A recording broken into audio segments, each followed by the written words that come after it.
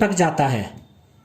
8th question में हमसे कहा गया है name the forces acting on a plastic bucket containing water held above ground level in your hand.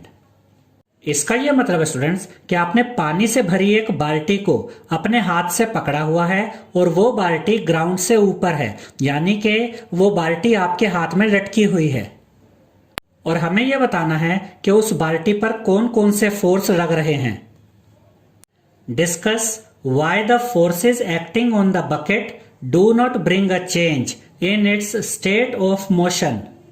इसका यह मतलब है स्टूडेंट्स कि उस बकेट पर जो फोर्सेस लग रहे हैं उन फोर्सेस की वजह से उस बकेट के स्टेट ऑफ मोशन में कोई चेंज क्यों नहीं आता है। यानी कि बकेट पर फोर्सेस लगने के बाद भी वो बकेट ना तो ऊपर की तरफ जाती है ना नीचे की तरफ आती है, ऐसा क्यों होता है। तो इसके आंसर में हम लिखेंगे forces acting on bucket are as follows. यानी अब हम ये देखेंगे कि उस बकेट पर कौन से फोर्सेस काम कर रहे हैं। याद रखिएगा स्टूडेंट्स कि जब बाल्टी को आप अपने हाथ से लटकाते हैं तो उस बाल्टी पर, उस बकेट पर दो तरह के फोर्सेस काम करते हैं। एक तो होता है आपका मस्कुलर फोर्स और एक होता है अर्थ का ग्रेविटेशनल फोर्स। और मस्कुलर फोर्स बकेट को ऊपर की तरफ खींचने की कोशिश करता है और ग्रेविटेशनल फोर्स बकेट को नीचे की तरफ खींचने की कोशिश करता है। और ये भी याद रखिएगा स्टूडेंट्स कि ये दोनों फोर्सेस इक्वल होते हैं और अपोजिट इन डायरेक्शन होते हैं। इसकी वजह से जो नेट फोर्स होता है वो 0 हो जाता है और बकेट ना तो ऊपर जाती है ना नीचे जाती है। अब देखिए स्टूडेंट्स, इस आंसर में यही लिखा हुआ है muscular force of arms acting upward. यानी कि मस्कुलर फोर्स बकेट को ऊपर की तरफ खींचने की कोशिश करता है। ग्रेविटेशनल फोर्स एक्टिंग डाउनवर्ड्स, यानी कि ग्रेविटेशनल फोर्स बकेट को नीचे की तरफ खींचने की कोशिश करता है। These two forces do not bring any change in the state of motion because both forces are equal and opposite in direction, and as a result net force is 0।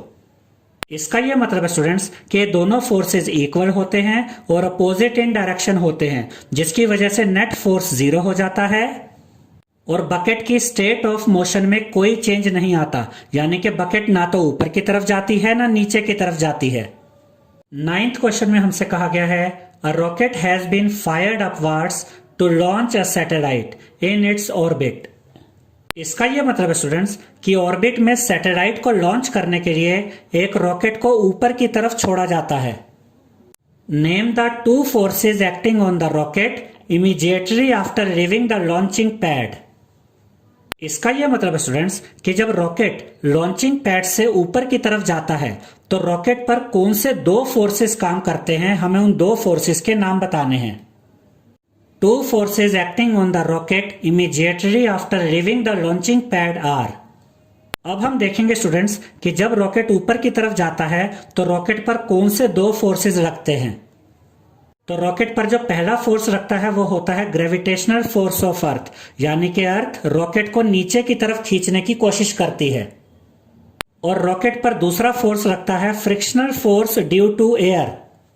और जब रॉकेट ऊपर जाने की कोशिश करता है तो ये frictional force due to air opposite direction में फोर्स लगाता है और रॉकेट को रोकने की कोशिश करता है।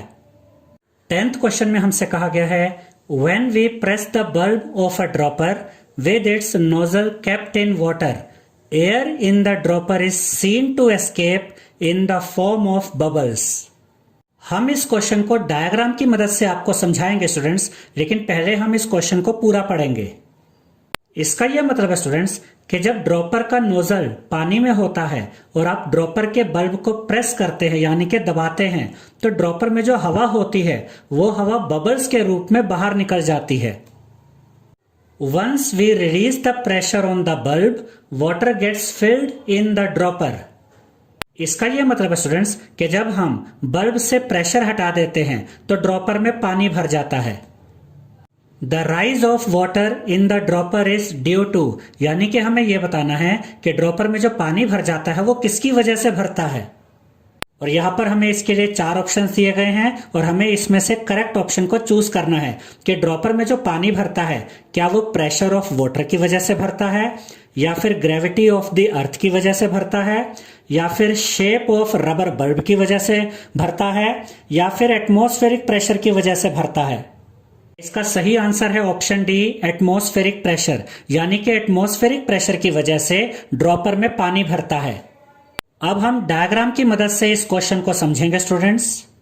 अब ध्यान से समझिएगा स्टूडेंट्स कि ये एक ड्रॉपर है और इस ड्रॉपर में यहां पर ये रबर बल्ब है और ये ग्लास ट्यूब है और यहां पर ये नोजल होता है जो पानी के अंदर है।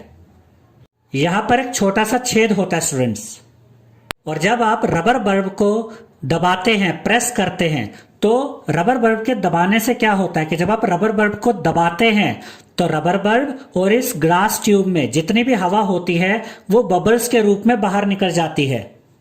यानी कि रबर बल्ब को दबाने से इस ड्रॉपर में एयर प्रेशर कम हो जाता है क्योंकि हवा ड्रॉपर से बाहर निकल जाती है, और उसके बाद पानी पर एटमॉस्फेरिक प्रेशर बढ़